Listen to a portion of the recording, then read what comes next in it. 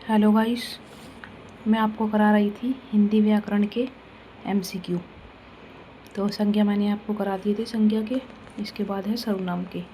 तो सर्वनाम में की संज्ञा के स्थान पर जिन शब्दों का प्रयोग होता है उन्हें हम क्या कहते हैं। संज्ञा के स्थान पर जिन शब्दों का प्रयोग किया जाता है उन्हें हम सर्वनाम शब्द कहते हैं। जैसे कि वह, यह है, तो ये क्या आ जाएंगे, ये सर्वनाम में आ जाएंगे। सर्वनाम के कितने भेद होते हैं? तो सर्वनाम के 6 भेद होते हैं। वह सर्वनाम जो किसी व्यक्ति के लिए प्रयुक्त हो तो उसे पुरुषवाचक सर्वनाम कहते हैं। जो किसी व्यक्ति के लिए पुरुषवाचक सर्वनाम के भेद हैं। तो पुरुषवाचक सर्वनाम के कितने भेद हैं? 3 भेद हैं। 3 भेद में क्या है? उत्तम और मध्यम और अन्य। उत्तम पुरुष, मध्यम पुरुष और अन्य पुरुष। उत्तम पुरुष मैं और हम, और मध्यम पुरुष हो जाएगा तुम या तुम्हारा, और अन्य में आ जाएंगे वह, ये, वे, सब किस में आ जाएंगे? वे अन्य में आ जाएंगे। तो कितने होते हैं पुरुषवाचक सर्वनाम के भेद? 3 होते हैं। जो सर्वनाम किसी निश्चित व्यक्ति या वस्तु की ओर संकेत करे।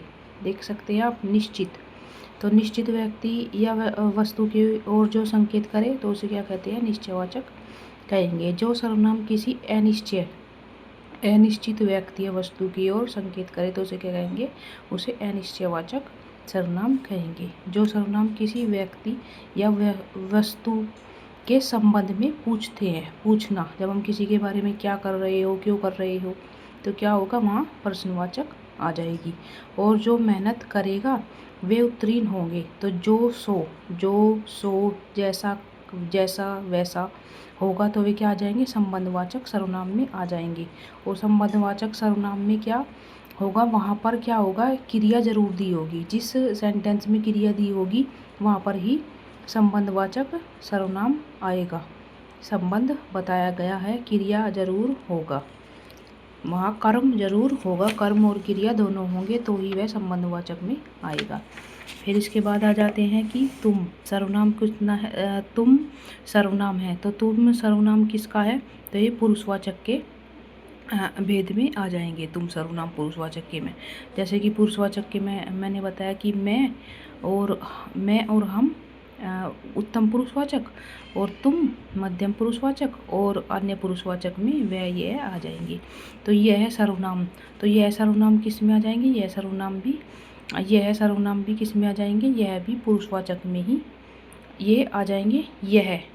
यह सर्वनाम है, तो यह सर्वनाम किस में आ जाएगा? यह सर्वनाम आ जाएगा पुरुषवाचक के अलावा किस में आ जाएगा? ये, वे, तो ये निश्चयवाचक में आ जाएगा। निश्चयवाचक में किस तरह से आ जाएगा? जैसे कि यह एक किताब है, तो यह एक किताब है, तो ये किताब है, तो ये निश्चयवाचक में आ जाएगा। कुछ, तो कुछ किस में आ जाएगा? कुछ आ जाएगा अनिश्चयवाचक सर्वनाम में।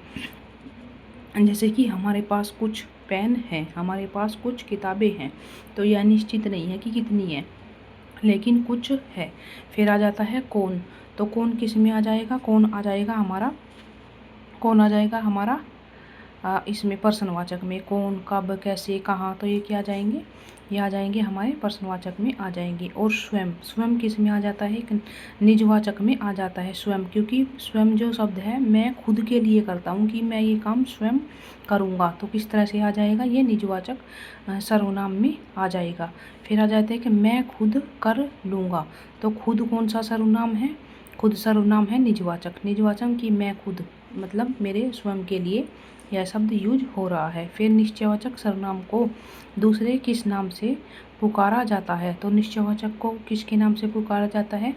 कि संकेतवाचक के। किस तरह से? कि यह एक किताब है, तो यह क्या है? किताब है। वह मतलब निश्चित बात है कि यह एक किताब है, और तो क्या कर रहे हैं हम? उसकी ओर एक इंडिकेशन कर रहे हैं, एक संकेत कर रहे हैं कि यह एक किताब है, यह एक पेंसिल है। तो इस तरह से।